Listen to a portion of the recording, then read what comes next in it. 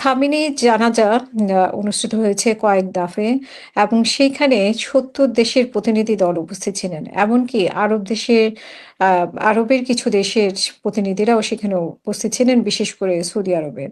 সেই জানাজা আসলে কতটা ঐতিহাসিক করতে পেরেছে, তারা তো বলছে যে সব দিক থেকেই সার্থক হয়েছে এবং প্রচুর লোকজন হয়েছে আমরা দেখেছি। তো এইরকম একটা পরিস্থিতিতে এরকম একটা জানাজার আয়োজন করা আ কতটা ঝুঁকিপূর্ণ ছিল, সেই ঝুঁকি মাথায় নিয়ে কতটা সফল হয়েছে আপনার কাছে একটু ব্যাখ্যা শুনতে চাই। ধন্যবাদ হাসিনা আপা। পৃথিবীর সবচেয়ে বড় জানাজা বোধহয়, যেটা আমি দেখলাম বিভিন্ন media. It is the hmm, biggest জানাজা এবং it is the distinguished gathering of Muslim Ummah and Muslim community, and not only Muslim community, other than the Muslim community. Many participants from Western countries, Asian countries also attended this জানাজা। তো সুতরাং এইটা পৃথিবীর বোধহয় এত বড় জানাজা আর কোথাও হয়েছে কিনা, এবং পৃথিবীর এত দেশ থেকে, হ্যাঁ, এত সরকার প্রধান, আহ, রাষ্ট্রপ্রধানের প্রতিনিধি, সরকার প্রধানের প্রতিনিধি, সাবেক রাষ্ট্রপ্রধান, সাবেক সরকার প্রধান, তারা এখানে যোগদান করেছেন। সাবেক বিভিন্ন কূটনীতিক, উঁচু পর্যায়ের স্পিকার বিভিন্ন দেশের।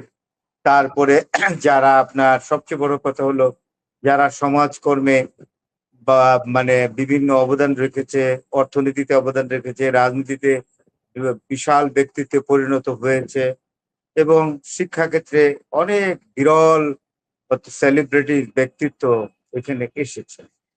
তো সেইখানে হুম, সেই দিক থেকে একটা জিনিস প্রকাশ পেয়েছে।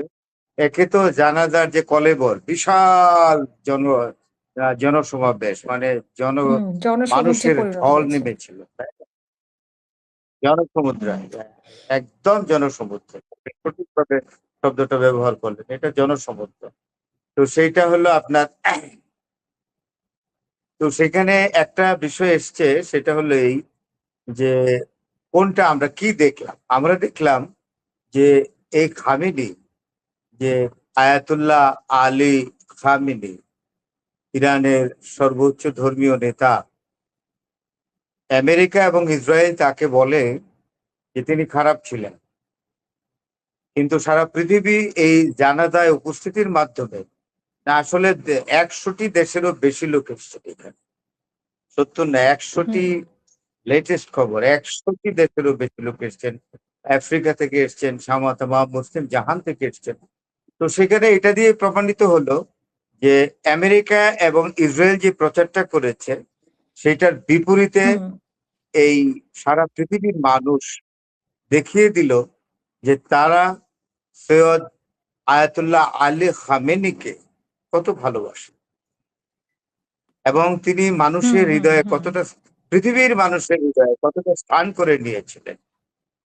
এবং আরেকটি জিনিস এসছে এখানে, যে আমেরিকা এবং ইসরায়েল এমন একজন মানুষকে হত্যা করলো, যিনি তার জাতিকে একটি শক্তিশালী জাতিতে পরিণত করেছিলেন, যিনি তার দেশকে একটি শক্তিশালী দেশে পরিণত হুম, করেছিলেন।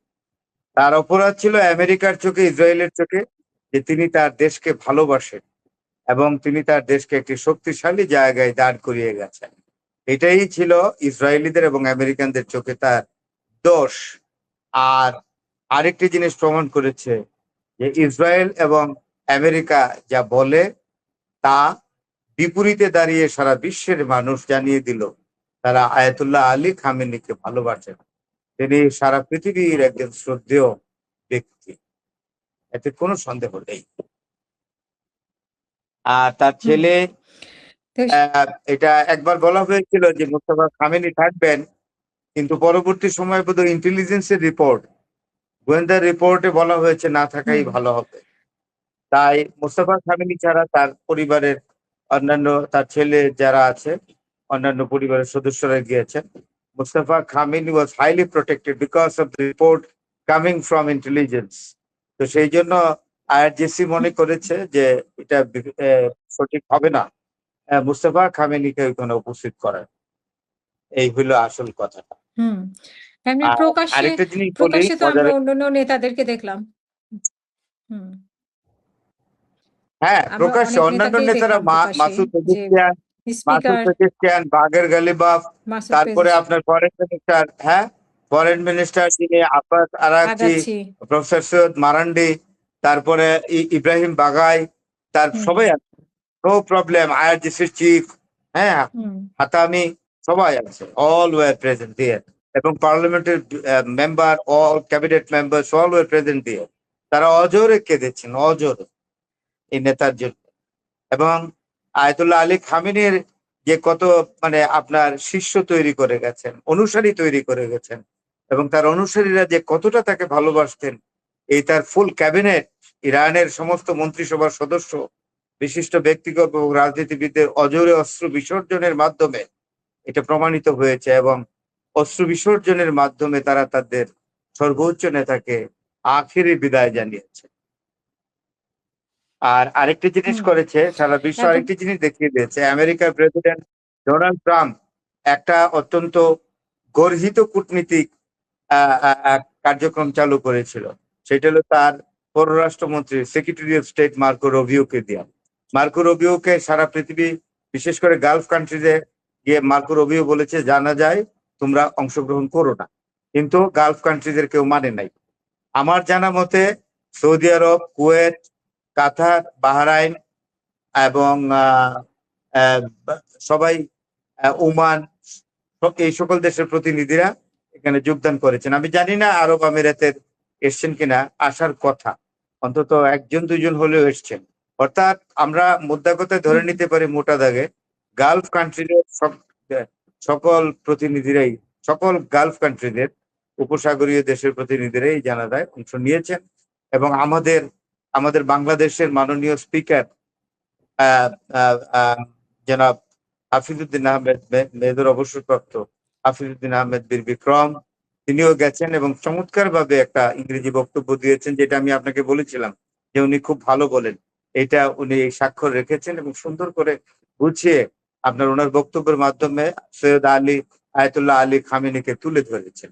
আমি আমি হুম, বাংলাদেশের সংসদের মাননীয় স্পিকারকে আমি অভিনন্দন জানাচ্ছি।